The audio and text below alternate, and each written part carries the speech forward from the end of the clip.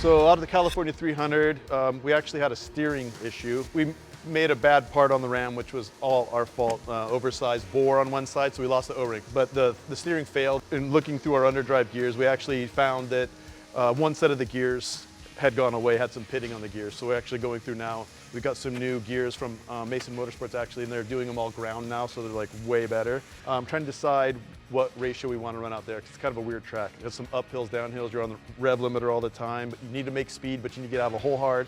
So we're trying to kind of figure out right now what we're going to put in the underdrive to go testing to make the final decision for the gear ratio.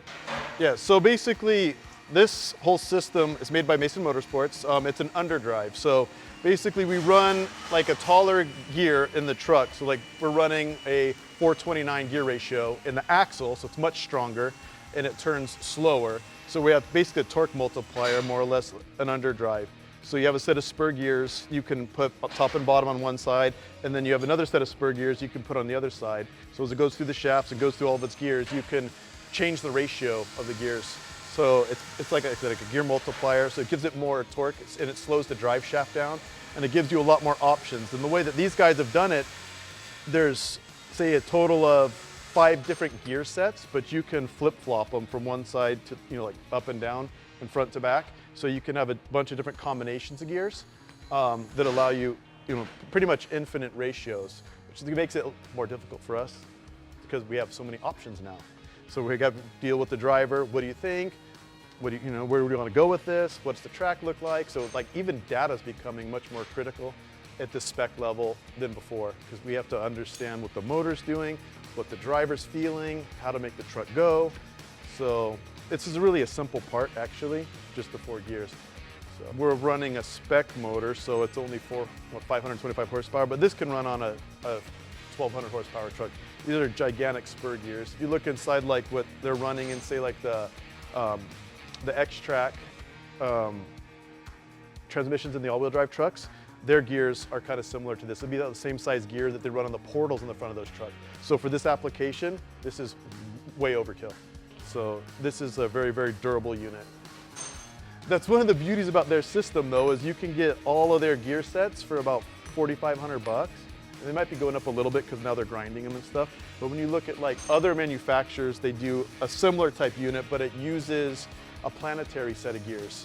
So you have, planetary, you have like kind of like one in the middle, a bunch of little ones are on the outside and they spin around, and depending on how big those are in relation to each other, that changes the gear ratio. But you have to change those as a complete set. And a lot of those units, just one set of gear ratios is about the same price as all the gears from these guys. And these are significantly larger parts, so they're a lot more durable, and they're way easier to change.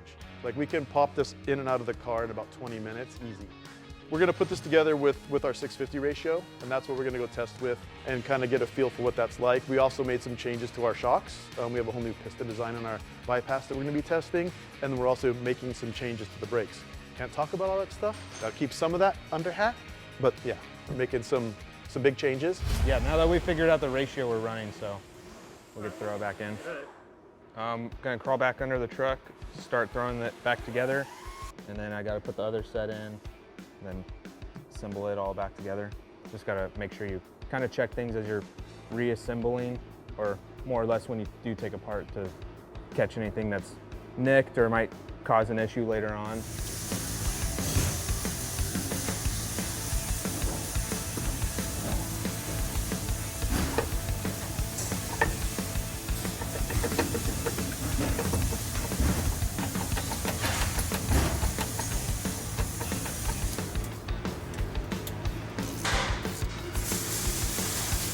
Yeah, so after this, I'll start the truck up, let trans temp get up to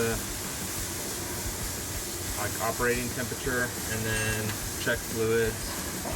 I'll have to add probably a little less than a quart just because of what drained out when we had to switch it.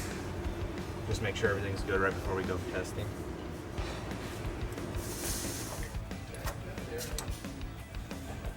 All right, can you throw it back in park?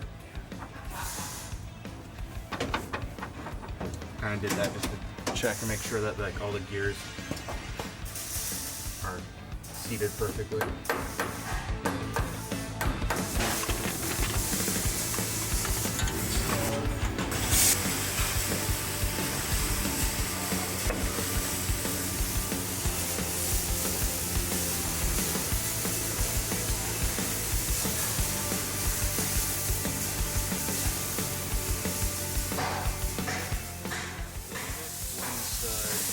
at full droop, the shaft will actually hit on here. Because if we didn't have that, and let's just say the limit strap's maxed out and everything, this can actually slide out. So it's preventing that from happening. It's like a safety measure.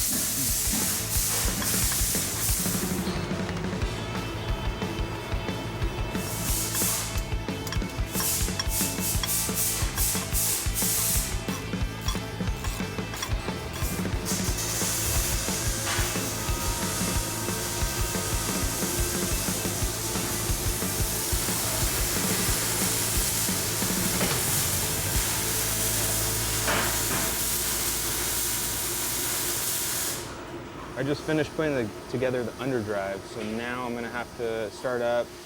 Since I took it apart, it kind of drained or lost about a quart and a half. So I'm gonna start it up, get the fluids up to temp, check it, and then add fluid. Hopefully by then everything should be good and ready to go testing.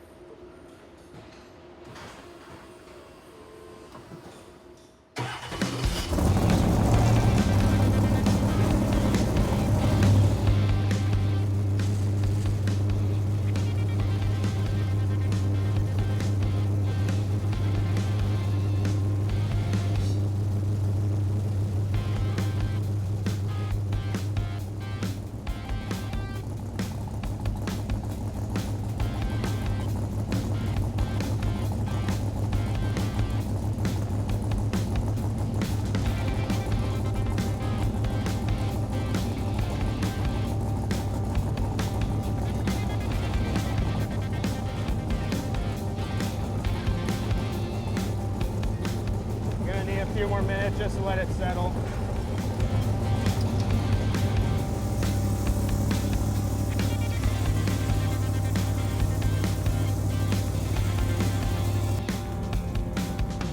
I've looked over it for the past month every day, but yeah, everything's up to what I feel comfortable with, Jason's comfortable with. We're gonna be testing out the shocks, got some new pistons like Jason was saying in the bypasses.